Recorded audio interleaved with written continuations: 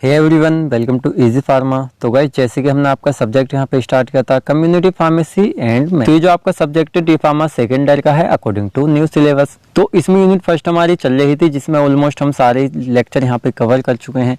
Only एक one video lecture आपका ये रह गया है जो यहाँ पे लास्ट रहेगा, जिसके बाद आपकी जो यूनिट फर्स्ट है यहाँ पे कंप्लीट हो जाएगी। तो इससे पहले के जो 4 वीडियो लेक्चर हमने डिस्कस किए थे उन सभी की लिंक आपको हमारे डिस्क्रिप्शन बॉक्स में मिल जाएगी, यहाँ से आप सभी को चेक कर सकते हैं। एंड आप हमारे चैनल की प्लेलिस्ट में जा सकते हैं जहाँ पे community pharmacy D pharma second year playlist पे जाकर आप सारे वीडियो लेक्चर सीरियल वाइज देख सकते हैं। आप देखने वाले हैं इंडियन स्किनेरियो, यानी हमारे जो इंडिया है उसके अंदर जो हमारा स्किनेरियो है एक तरह से कम्युनिटी फार्मेसी का, ये यहाँ पे क्या है इसको हम फुल डिटेल में डिस्कस करेंगे। आप कह सकते हैं क्या वैल्यू है इंडिया के अंदर, क्या स्टेटस है इंडिया के अंदर, कितनी फार्मेसीज हैं इंडिया के अंदर, क्या रोल है फार्मासिस्ट का इंडिया के अंदर, मींस कम्युनिटी फार्मेसी का, इस सभी को यहाँ पे डिटेल में हम डिस्कस करने वाले हैं। तो इससे पहले जो हमने लेक्चर डिस्कस किया था इंटरनेशनल स्किनेरियो, उसमें हमने देखा था जो हमारे इंटरनेशनल एक तरह से इंग्लैंड के अंदर कम्युनिटी फार्मेसी की क्या वैल्यू है सभी को हमने डिस्कस किया था। तो जैसे वहाँ पे था बिल्कुल सिमिलर यहाँ पे रहेगा, लेकिन यहाँ पे इंडिया में रहेगा और जो कुछ यहाँ पे रूल्स रेगुलेशन है वो भी यहाँ पे चेंज। तो चलिए इसके अंदर फर्स्ट पॉइंट हम देख लेते हैं। Unfortunately, pharmacy practice in India have not been acknowledged as an important element of the rising pharmaceutical concern। दुर्भाग्य से देखिए इंडिया में जो फार्मास्यूटिकल है हमारे एक तरह से कंपनीज वगैरह हैं या हमारी मेडिसिन हैं, उनकी चिंताओं को देखते हुए हम नहीं कह सकते कि हमारे जो इंडिया के अंदर फार्मेसी प्रैक्टिस है वो एक इम्पोर्टेंट एलिमेंट के रूप में यहाँ पे उभर रही है। अब इसका रीज़न क्या है, क्योंकि देखिए जो फार्मासिस्ट है वो हिसाब से ज़्यादा हो रहे हैं। आजकल देखा जाए तो 12th करने के बाद जो हमारे 70% बच्चे होते हैं वो क्या करते हैं, सीधे फार्मेसी की तरफ ही जाते हैं। इसका रीज़न क्या होता है, क्योंकि स्टार्टिंग से उनका कोई टारगेट नहीं होता है हमें क्या करना है, तो ऑप्शन उनको अच्छा दिखाई देता है इसलिए वो फार्मेसी में चले जाते हैं। अब फार्मासिस्ट ज़्यादा हो रहे हैं और स्कोप यहाँ पे फ़िलहाल कम हो रहे हैं, क्योंकि गवर्नमेंट भी कहाँ तक उसकी एक लिमिट है जॉब्स प्रोवाइड कराने की। देखिए गवर्नमेंट को जितनी नीड होती है सिर्फ उतनी ही जॉब देती है, उससे ज़्यादा वो नहीं देती है। तो ये कुछ चिंताएँ जो इंडिया के अंदर फार्मेसी के प्रोफेशन में यहाँ पे फ़िलहाल बनी हुई हैं। And have not received the attention they need to prepare them, और इतनी अटेंशन फिलहाल इसको नहीं दी जा रही है जिससे इसको एक तरह से प्रिपेयर किया जा सके to be effective community pharmacist, जिससे एक इफेक्टिव कम्युनिटी फार्मासिस्ट जो है यहाँ पे बन सके या प्रिपेयर हो सकें। चलिए नेक्स्ट पॉइंट हम देख लेते हैं। दिस कॉम्प्लिकेटेड प्रॉब्लम्स, जिसको हम जटिल समस्या हिंदी में कह सकते हैं, must be rectified before it is so let. और ये जो प्रॉब्लम हमारे इंडिया के अंदर चल रही है कम्युनिटी फार्मेसी को लेके, इसको अगर हमने जल्दी ही नहीं सुधारा तो क्या हो जाएगा, बहुत ही ज़्यादा दिक्कत यहाँ फिलहाल देखने को मिल जाएगी। तो इन जो हमारी जटिल समस्या है इनको एक तरह से रेक्टिफाइड हमें सुधार लेना चाहिए before it is too late, इससे पहले कि ज़्यादा यहाँ पे देर हो जाए। देन चलिए नेक्स्ट पॉइंट यहाँ पे हम देख लेते हैं। There is a common misperception, जिसको हम यहाँ पे गलत धारणा एक तरह से हम कह सकते हैं इन इंडिया, इंडिया के अंदर, दैट ऑल ड्रग्स, तो जितनी भी हमारी क्या होती हैं ड्रग्स हैं उसके लिए गलत धारणा है एक तरह से हमारी इंडिया के अंदर, even those listen in schedule H of the, यानी हमारे इंडिया के अंदर जो है गलत धारणाएं चल रही हैं। और इवन उन ड्रग्स के लिए भी जो हमारे शेड्यूल एच है उसके अंदर एक तरह से इंक्लूडेड है, स्पेसिफाइड है, जो हमारे ड्रग एंड कॉस्मेटिक एक्ट 94 के थ्रू एक तरह से रखी गई हैं, यानी रूल्स हैं। Are readily available from pharmacies without a prescription. सीधा सीधा इसका मतलब समझिए, हमारी इंडिया के अंदर क्या है, बहुत ही सारी गलत फहमियाँ गलत धारणाएं चल रही हैं, जिसमें जितनी भी हमारी ऑल टाइप की ड्रग्स हैं या हमारी वो ड्रग जो शेड्यूल एच में हमारी रखी हुई हैं, क्या है मतलब ये कॉस्मेटिक एक्ट 1940 जो हैं ऐसी हैं जिसमें हमारी शेड्यूल एच की और जितनी हमारी अदर ड्रग हैं वो विदाउट प्रिस्क्रिप्शन के किसी भी फार्मेसीज पे अवेलेबल हो जाती है, किसी भी मेडिकल स्टोर पे। अब मेडिकल स्टोर पर अगर ये विदाउट प्रिस्क्रिप्शन अवेलेबल हो रही हैं तो सीधा सीधा है पेशेंट सीधा लेने आता है, उससे उसके साइड इफेक्ट वगैरह पूरे अच्छी तरीके से नहीं पता होते हैं, उन्हों ही उसको इफेक्ट डायरेक्टली वो मिल जाती है, जिससे क्या होता है बहुत ही सारा ड्रग का मिसयूज़ यहाँ पे हो जाता है, जिसकी वजह से कुछ डेथ्स भी हर साल देखने को मिलती हैं। तो ये गलत धारणा है जो इंडिया के अंदर चल रही है विदाउट प्रिस्क्रिप्शन ऑल टाइप की ड्रग्स देने की। अब देखिए ये तो कुछ ऐसे पॉइंट तो जिनको हम सुधार करके, यानी इन सभी जो हमारी गलत फहमियाँ फिलहाल चल रही है, फार्मेसी में गलत रूल्स रेगुलेशन चल रही हैं, इन सभी को चेंज करके हम फार्मेसी प्रोफेशन को बहुत ही अच्छा यहाँ पे कर सकते हैं। अगर गवर्नमेंट इसके अगेंस्ट जो गलत धारणाएं हैं अगर कोई अच्छा यहाँ पे एक तरह से क्या करे वहाँ पे डिसीजन ले। अब देख लेते हैं यहाँ पे कुछ अच्छी बातें जो इंडिया के अंदर फिलहाल यहाँ पे हुई हैं फार्मेसी प्रोफेशन के अंदर। India has previously demonstrated it's technological expertise. तो देखिए पिछले कुछ टाइम में प्रीवियसली कुछ ईयर्स में अगर हम देखें तो इंडिया ने साबित किया है अपनी टेक्नोलॉजिकल एक्सपर्टाइज यानी विशेषताओं को। यानी जो फार्मास्यूटिकल कंपनीज वगैरह हैं उसके अंदर जो हमारी क्या है मतलब टेक्नोलॉजीज हैं जिसका हम यूज़ करके एक तरह से मेडिसिन टैबलेट्स या अपने पूरे एक तरह से प्रोफेशन को चला रहे हैं, तो उसमें उसने साबित किया है अपनी विशेषताओं को।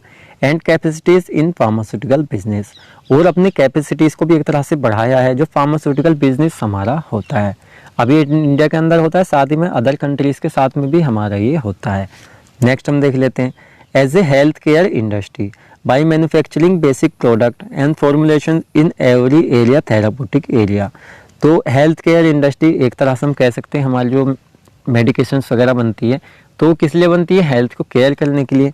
तो एज ए हमारी हेल्थ केयर इंडस्ट्री जो है बाई मैन्युफैक्चरिंग बेसिक प्रोडक्ट, जो क्या करती हैं बेसिक प्रोडक्ट की एक तरह से मैन्युफैक्चरिंग करती हैं एंड फॉर्मुलेशन करती हैं इन एवरी एरिया थेरापूटिक एरिया। एक तरह से उनका यूज़ कहाँ पे करते हैं, अपनी बॉडी के अंदर जो थेरापूटिक यूज़ होते हैं उसके अंदर। नेक्स्ट हम देख लेते हैं, including preventative medicine for both local and international market. तो इंडिया के अंदर जो हमारी एक तरह से मेडिकेशन है यानी ड्रग्स है जिनकी प्रिपरेशन फॉर्मुलेशन की जाती है, उनको क्या होता है बोथ यानी लोकल एरिया में भी वो चलती है, साथ ही में इंटरनेशनल मार्केट। सीधा सीधा समझिए, जो हमारे इंडिया के अंदर फार्मास्यूटिकल कंपनीज हैं वो जो भी दवाइयाँ बनाती हैं वो इंडिया के अंदर भी चलती हैं, और जो इंटरनेशनल मार्केट है यानी विदेशों को भी वो सप्लाई यहाँ पे होती हैं। कह सकते हैं इंटरनेशनल लेवल पे उनकी सेलिंग भी की जाती है। चलिए नेक्स्ट पॉइंट यहाँ पे हम देख लेते हैं, pharmaceutical care in India it is unique and it's contradictory setting. तो इंडिया के अंदर जो एक तरह से हम कह सकते हैं जो केयर है एक तरह से भाई फार्मास्यूटिकल केयर का सीधा मीन से जो हमारी हेल्थ को केयर किया जाता है इंडिया के अंदर वो क्या है, यूनिक है। और ये इट्स मतलब कॉन्ट्राडिक्टरी सेटिंग, ये जो इसकी सेटिंग है एक तरह से उसके थ्रू ये यहाँ पे पूरा हमारा हम इसको कह सकते हैं।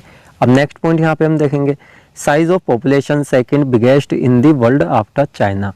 तो देखें जो पूरे वर्ल्ड के अंदर फर्स्ट पर चाइना आता है, उसके बाद जो इंडिया आता है हमारा, तो सेकंड नंबर पे फिलहाल ये पॉपुलेशन के मसले में यहाँ पे आता है। सबसे ज़्यादा पॉपुलेशन कहाँ पे, चाइना के अंदर। सेकंड नंबर पे कहाँ पे, इंडिया के अंदर। तो भाई सीधा सीधा हम कह सकते हैं फार्मेसी का प्रोफेशन भी बहुत ही ज़्यादा है क्योंकि पॉपुलेशन भी हमारी सेकंड नंबर पर है। चलिए नेक्स्ट पॉइंट हम यहाँ पे देख लेते हैं, enormous rural and micro interior penetration necessary to provide health care to rural and urban populations. तो देखिए सीधा सीधा इसका मतलब है जो रूरल ग्रामीण है यानी गांव वाले क्षेत्र में, अरेबियन जो शहरी यानी शहरी क्षेत्र में, तो सभी को एक तरह से नेसेसरी है जो हेल्थ केयर है वो यहाँ पे प्रोवाइड की जाती है इस प्रोफेशन के थ्रू। नेक्स्ट पॉइंट यहाँ पे हम देख लेते हैं, there are about 6 lakh license retail store for the sale and supply of medications according to unofficial statement, यानी अनौपचारिक अनुमान। तो ऐसा मतलब अनौपचारिक ये इसको कंफर्म हम नहीं कह सकते, एक तरह से अनुमान लगाया गया था कि इंडिया के अंदर जो है 6 लाख यानी 6 लाख जो है लाइसेंस मेडिकल स्टोर हैं जिनके अंदर क्या है मतलब जो दवाई हैं उनकी मेडिकेशन हैं उनकी सेलिंग की जाती है, सप्लाई वगैरह की जाती है। तो जैसे हमने देखा था, कहाँ पे देखा था, हमने देखा था इंग्लैंड के अंदर, वहाँ पे 11,700 हमारी फार्मेसीज थी, लेकिन यहाँ पे 6 लाख लाइसेंस्ड फार्मेसीज हैं। तो आप कह सकते हैं कितनी ज़्यादा एक तरह से फार्मेसीज हैं यानी मेडिकल स्टोर है कहाँ पे, इंडिया के अंदर। इसी वजह से क्या है जो फार्मेसी का स्तर है थोड़ा सा इंडिया के अंदर नीचे है क्योंकि इतना स्कोप है नहीं जितनी ज़्यादा फार्मेसीज इंडिया के अंदर है। ये एक अनौपचारिक अनुमान फिलहाल लगाया गया था। प्रेजेंट टाइम में अगर हम देखें तो ये यहाँ पे थोड़ा इंक्रीज यहाँ पे मिलेगा। चलिए नेक्स्ट देख लेते हैं, यहाँ पे कस्टमर्स और कंज्यूमर्स। तो देखिए कस्टमर जो हमारे होते हैं साथ में कंज्यूमर्स जो एक तरह से हमारी दवाइयाँ वगैरह लेते हैं, और patient in India want to community pharmacist to provide medications that is effective safe and economical. तो इंडिया के अंदर जो हमारे कस्टमर होते हैं, अब कोई कस्टमर कंज्यूमर और साथ में पेशेंट वगैरह जिसको डिसीज है ये हमारे होते हैं, ये सीधा कहाँ पर जाते हैं, वांट टू कम्युनिटी फार्मासिस्ट, जो हमारे मेडिकल स्टोर होते हैं कम्युनिटी फार्मासिस्ट होते हैं उनके पास जाते हैं। टू प्रोवाइड, वो क्या करते हैं, इन्हें प्रोवाइड कराते हैं मेडिकेशंस दवाइयाँ दैट इज़ इफेक्टिव, जो इफेक्टिव होती हैं, सेफ होती है और इकोनॉमिकल होती हैं। इफेक्टिव मीन्स वो असर करेंगी, सेफ यानी कुछ साइड इफेक्ट उनके कम होंगे, इकोनॉमिकल उनके प्राइस भी जो है यहाँ पे सही होंगे। हम देखेंगे एक फ्लो चार्ट। अभी फ्लो चार्ट आपका इस तरह से रहेगा, मतलब कि कौन से आपके कोर्स हैं, कब उसमें एंट्री आप कर सकते हैं, कितनी ड्यूरेशन उसकी रहती है और कब वो हमारा स्टार्ट हुआ था, तो इसी को यहाँ पे हम चेक करेंगे।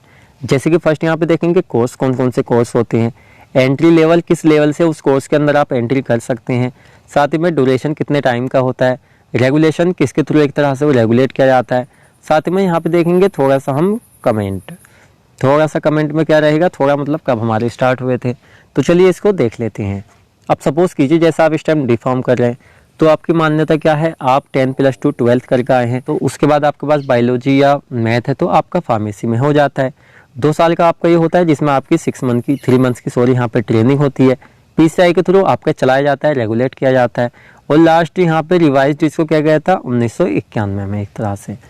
बी फार्म अगर हम देखें यहाँ पे बी फार्मेसी, तो देखिए इसकी भी 10 प्लस 2 ही होती है, बिल्कुल डी फार्मा वाला सेम सिस्टम होता है। लेकिन इसमें एक चीज़ और होती है, आप डी फार्म करने के बाद बी फार्म में लैटरल एंट्री से यहाँ पे जा सकते हैं। आपका 4th ईयर का क्या होता है, यहाँ पे सिलेबस मतलब ये होता है 4 साल का आपका कोर्स होता है, जिसको AICTE और PCI दोनों यहाँ पे रेगुलेट करते हैं। इसकी फुल फॉर्म हम आगे आपको बता देंगे। कुरिकुलेशन इज ए DECA, ये यहाँ पे रहेगा। तो ये वाली जो लाइन है एक तरह से लास्ट वाली, आप चाहें तो इसको यहाँ पे छोड़ भी सकते हैं। एम फॉर्म, देखिए एम फॉर्म क्या होता है, जनरली बी फॉर्म के बाद हमारा होता है, क्योंकि बी फॉर्म के बाद ही क्या है, इसमें हमें एंट्री एक तरह से एडमिशन मिलता है, इसके लिए हम मान्य हो जाते हैं। 2 साल की आपकी ड्यूरेशन होती है। और यहाँ पे AICTE के थ्रू क्या होता है, यहाँ पे ये रेगुलेट किया जाता है। मैंने डिसिप्लिन इसके अंदर होते हैं। अब ये एम फॉर्म आपका 2 टाइप का होता है, एक तो सिंपल एम फॉर्म हो गया, दूसरा हो गया आपका क्लिनिकल। तो क्लिनिकल में क्या होता है आपका, ये मतलब जो क्या है एम फॉर्म है, बी फॉर्म के बाद ही आप इसमें जाते हैं, सेम ड्यूरेशन सेम बोर्ड के थ्रू। और ये स्टार्ट हुआ था यहाँ पे 1997 में, जो फर्स्ट टाइम यहाँ पे एम फॉर्म क्लिनिकल से आपका स्टार्ट हुआ था। अब देखिए एम फॉर्म जो होता है आपका, एक तो होता है फार्माकोलॉजी से, एक होता है आपका फार्मास्यूटिक्स से, दोनों आप कर सकते हैं। देख लेते हैं फॉर्म डी। अब फॉर्म डी आपका क्या होता है, 10 प्लस 2 12th के बाद आपको डायरेक्टली फॉर्म डी में एडमिशन मिल सकता है, लेकिन आपका वो 6 साल का रहेगा।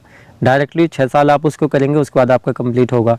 ये हुआ था स्टार्ट 2008 में, फर्स्ट टाइम ये स्टार्ट हुआ था। नेक्स्ट हम यहाँ पे देखेंगे फॉर्म डी। तो एक तो आपका ओनली फॉर्म डी हो गया, एक हो गया आपका फॉर्म डी पोस्ट BS।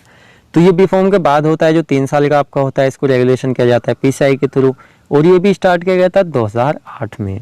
तो ये आपका यहाँ पे चार्ट हो गया, जिसके थ्रू हमने देखा जो हमारा कोर्स है, कि हमारी मान्यता होनी चाहिए, उसमें एडमिशन लेने की कितनी ड्यूरेशन होती है, और किसके थ्रू इसको रेगुलेट एक तरह से, कौन सा बोर्ड वगैरह होता है जो इसको यहाँ पे चलाता है, कौन सी संस्था। ये टॉपिक आपका कंप्लीट हो चुका है। लास्ट में हम आपको थोड़ी सी फुल फॉर्म यहाँ बता देते हैं, जो आपको मल्टीपल क्वेश्चन में बाजी टाइम यहाँ पहुँची जा सकती है। तो आपको ये एग्जाम्स वगैरह में नहीं लिखना है, ओनली आपको यहाँ पे समझना है। जैसे AICTE all Indian council of technical education, इसका मीनिंग्स होता है PCI pharmacy council of India. तो ये क्या है, हमारे कुछ मतलब एक तरह से इंडियन इसकी नहरियो था, क्या हमारा एक तरह से स्टेटस है फार्मेसी का। तो देखिए यहाँ पर अगर हम कंपैरिजन करें अदर हमारी कंट्री जैसे इंग्लैंड के साथ में, तो उसके थ्रू जो स्टेटस है इंडिया में वो फार्मेसी का गिरा हुआ है। रीज़न है उसका पॉपुलेशन, यानी फार्मासिस्ट बहुत ही ज़्यादा है, स्कोप उतने यहाँ पे नहीं है। क्योंकि अगर हमारी फार्मासिस्ट कम होते, कम्युनिटी फार्मेसीज हमारी कम होती, तो क्या हमारे कस्टमर ज़्यादा होते, स्कोप हमारे ज़्यादा होते और ज़्यादा रोज़गार उसमें मिलता। फिलहाल जो फार्मास्यूटिकल इंडस्ट्री है इंडिया के अंदर, वो डेवलपमेंट साथ साथ करती चल जा रही है, यानी काफ़ी डेवलपमेंट्स हो रहे हैं। तो ऐसा अनुमान लगाया जा रहा है कि आने वाले टाइम में फार्मेसी का जो प्रोफेशन है, कम्युनिटी फार्मेसीज इंडिया के अंदर बहुत ही अच्छी ग्रोथ यहाँ पे करेंगी। तो गाइस आपका जो टॉपिक है कंप्लीट हो चुका है। मीन्स हम कह सकते हैं आपकी यूनिट फर्स्ट है कम्युनिटी फार्मेसी एंड मैनेजमेंट की, according to new syllabus second year, ये यहाँ पे कंप्लीट हो चुकी है। तो जल्दी हम स्टार्ट कराएंगे आपकी यूनिट सेकंड, जो हम जल्दी यहाँ पे फिलहाल डिस्कस करेंगे। तो वीडियो आपको अच्छा लगा तो वीडियो को लाइक करें, अपने फ्रेंड्स के साथ भी शेयर करें। साथ ही में अगर आप हमारे चैनल पर नए आए हैं तो चैनल को सब्सक्राइब करें। तो मिलते हैं जल्दी आपसे नेक्स्ट वीडियो लेक्चर में।